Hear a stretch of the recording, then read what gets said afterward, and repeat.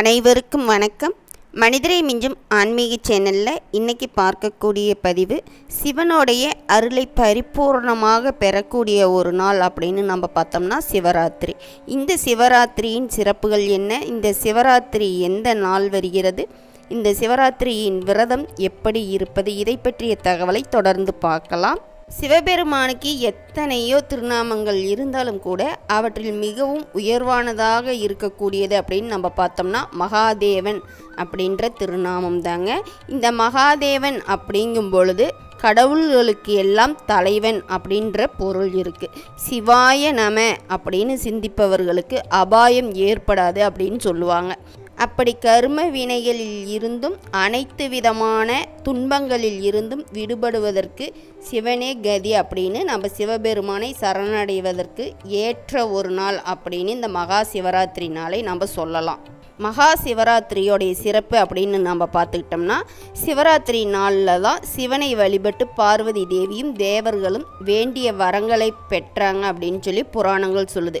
அதே போல தான் நாமும் சரணாகதியுடன் உண்மையான பக்தியோடு வழிபட்டோம் அப்படின்னா நம்முடைய வேண்டுதல் அனைத்துமே சிவபெருமான் நிறைவேற்றி வைப்பார் அப்படிங்கிறது நிச்சயங்க.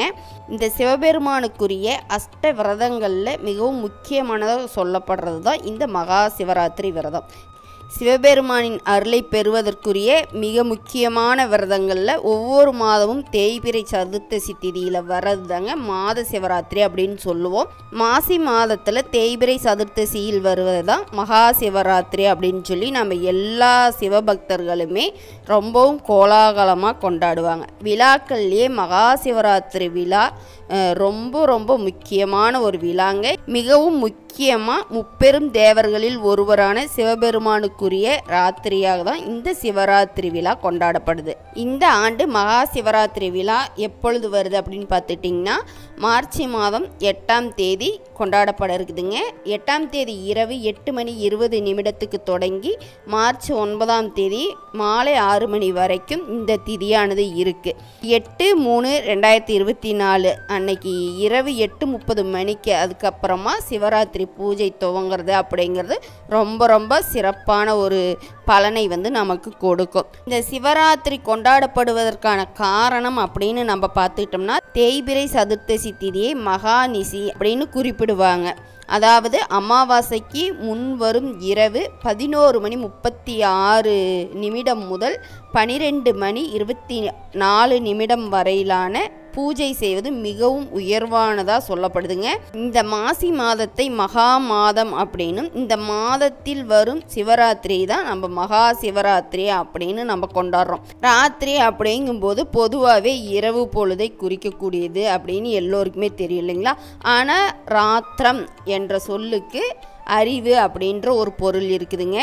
அதாவது உணர்ந்து அனுபவிக்கும் அறிவை தரக்கூடிய ராத்திரி அப்படிங்கிறதுனால தான் நம்ம மகா சிவராத்திரி அப்படின்னு நாம் கொண்டாடுறோம். இதுதான் இந்த சிவராத்திரியோடைய சிறப்புடையதாக முக்கியமான ஒரு விஷயம். சிவத்தன்மை அதிகமாக வெளிப்படக்கூடிய நாள் அப்படின்னு பார்த்துக்கிட்டோம்னாலும் இந்த சிவராத்திரி தாங்க. அதனால தான் இந்த நாளில் விரதம் இருந்து சிவபூஜை செய்வது மிகவும் உயர்ந்த பலனை தரக்கூடியது அப்படின்னு சாஸ்திரத்தில் மகா சிவராத்திரி அன்று இரவு 4 கால பூஜை செய்யப்படுதுங்க.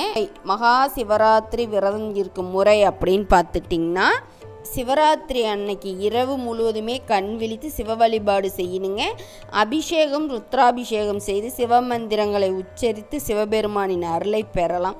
இந்த மாதிரி நாம் செய்யும்போது உயர்ந்த நிலையை அடைவதற்கும் துன்பங்கள் மற்றும் பாவங்களில் இருந்து விடுபட்டு மோட்சத்தை அடைவதற்கும் இந்த மகா சிவராத்திரி அன்று அதிகாலையிலேயே எழுந்து நாம் குளிச்சுட்டு வீட்டையெல்லாம் சுத்தம் செஞ்சுட்டு பூஜை அறையில் விளக்கேற்றி வச்சுட்டு அதுக்கப்புறமா நாம் அங்கே சிவன் கோவிலுக்கு சென்று அங்கு நடக்கக்கூடிய அபிஷேகங்கள் பூஜைகள் எல்லாத்துலேயுமே கலந்துட்டு சிவராத்திரி அன்று இரவு முழுவதும் கண் விழித்து சிவபெருமானை வழிபட்டு சிவலிங்கத்திற்கு பஞ்சாமிர்த அபிஷேகம் செய்வது, வில்வ இலை சமர்ப்பணம் செய்வது, இது எல்லாமே நாம் செய்யலாங்க.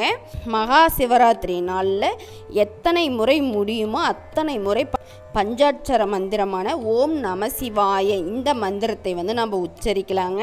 அது தவிர சிவபுராணம் பாராயணம் செய்கிறதுங்கிறது ரொம்ப ரொம்ப சிறப்பானதுங்க. இந்த நாளில் ருத்ராபிஷேகம் செய்கிறதும் கோவிலில் நடக்கக்கூடிய ருத்ராபிஷேகத்தை நாம் காண்பதும் மிகவும் சிறப்பானது. இந்த முறையில் மகா சிவராத்திரி விரதம் இருந்துட்டோம் அப்படின்னா முந்தைய 3 பிறவிகளில் செஞ்ச பாவங்கள் எல்லாமே நீங்குங்க.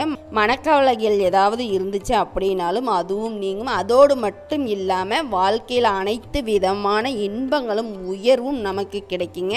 நாம் செய்யக்கூடிய வழிபாடு பூஜை இது எல்லாமே நமக்கு இந்த மகா சிவராத்திரி விரதத்தின் முழு பலனை நமக்கு பெற்றுக் கொடுக்குங்க. சிவபெருமானின் பரிபூரண அருளை நாம் பெறுவதற்கு ஏற்ற ஒரு நாள், நமக்கு உகந்த ஒரு நாள் அப்படின்னு பார்த்துட்டோம்னா இந்த மகா சிவராத்திரி திருநாள். நாம் யாருமே தவற விடாமல் சிவனை வழிபட்டு சிவன் அருளை பெறலாங்க. இந்த தகவலை பற்றிய சந்தேகங்கள் ஏதாவது இருந்துச்சுன்னா எனக்கு கமெண்டில் சொல்லுங்கள். இந்த பதிவு உங்களுக்கு பயனுள்ளதாக இருக்கும் பட்சத்தில் லைக் பண்ணுங்கள். நலமுடன் வாழலாம். நல்லதே நடக்கும். நன்றி.